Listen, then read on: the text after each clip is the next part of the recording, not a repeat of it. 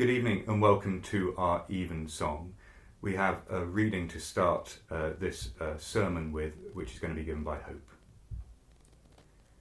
Jesus said to his disciples, "Occasions for stumbling are bound to come, but woe to anyone by whom they come.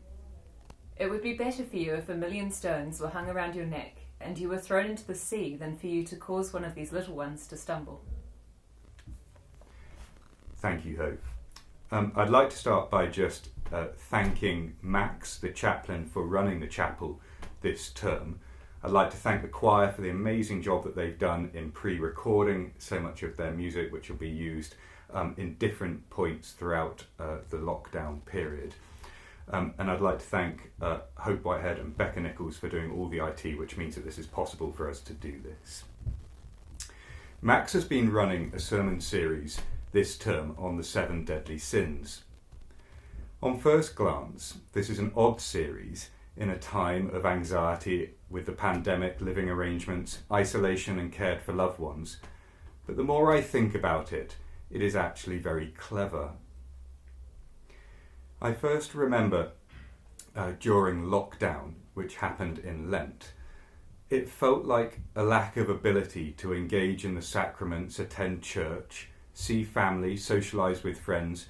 It felt like it was a prolonged Holy Saturday, the day before Easter Day, where nothing happens in the church. Darkness and desolation is what encompasses us as we search for meaning. Holy Saturday is an enforced time for reflection, questioning, discerning and self-examination, really working out what needs to be changed and hoping to put that into practice in the future. This sermon series, The 7 Deadly Sins, comes in the second lockdown, and what better way to honestly take stock of our lives than by looking honestly and critically at the ways that we are as humans and the way that we so often fall. So well done, Max. As always, your plans seem crazy, but they really do have some meaning. Max and Alice were, pre-lockdown, planning to go away for this weekend, and I offered to cover this Evensong, so I'm still pleased to do this sermon.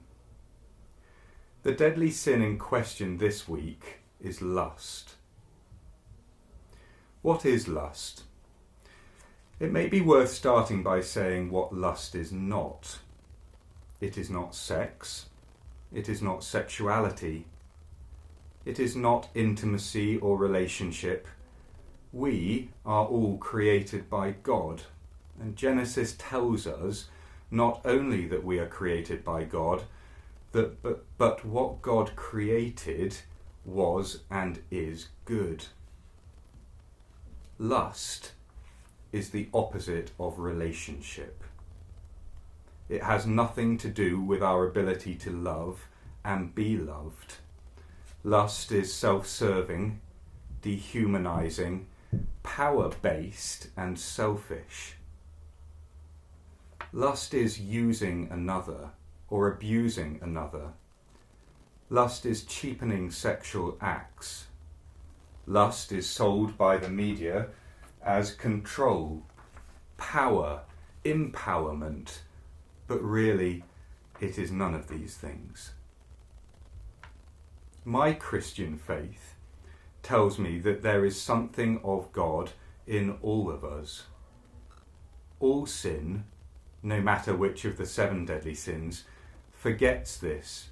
It ignores and debases that of God within us and for each other. So why does lust happen?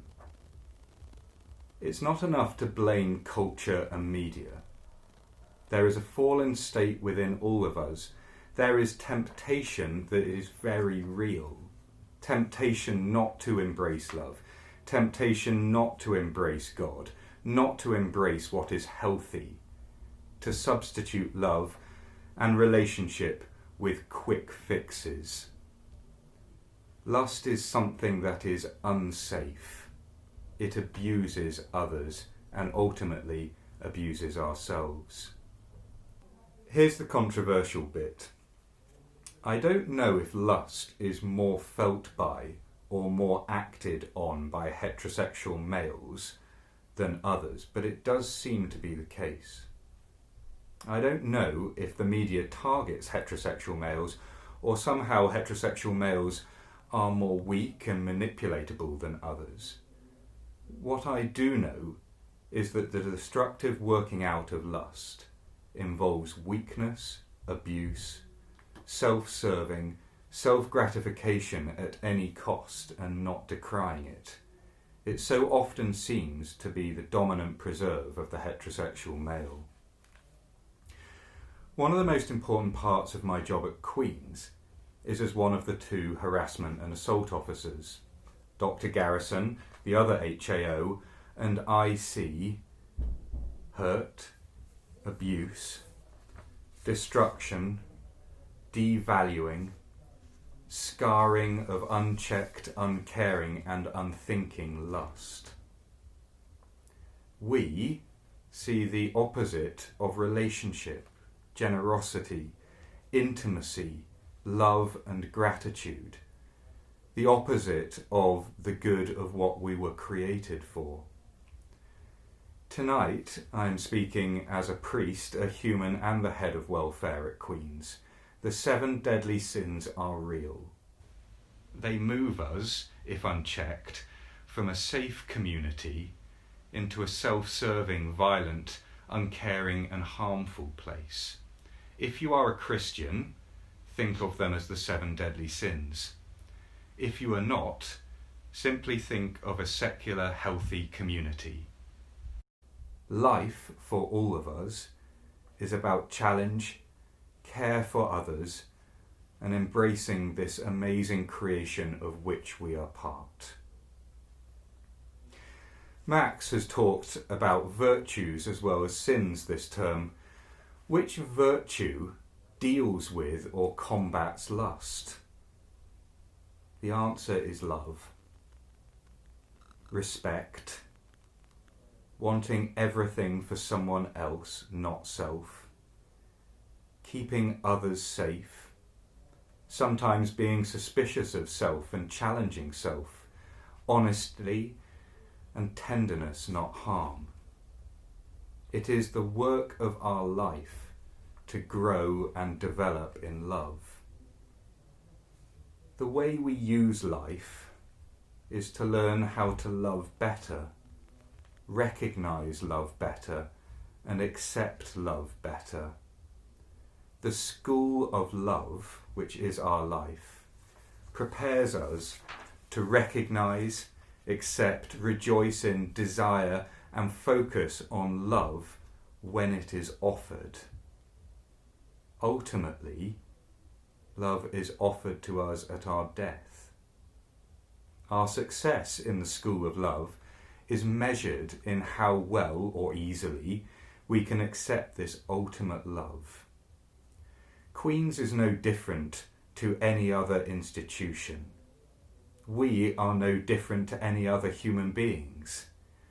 Let's use this lockdown to look honestly at ourselves, at our faults and our blessings. Let's commit to being the best us we can be.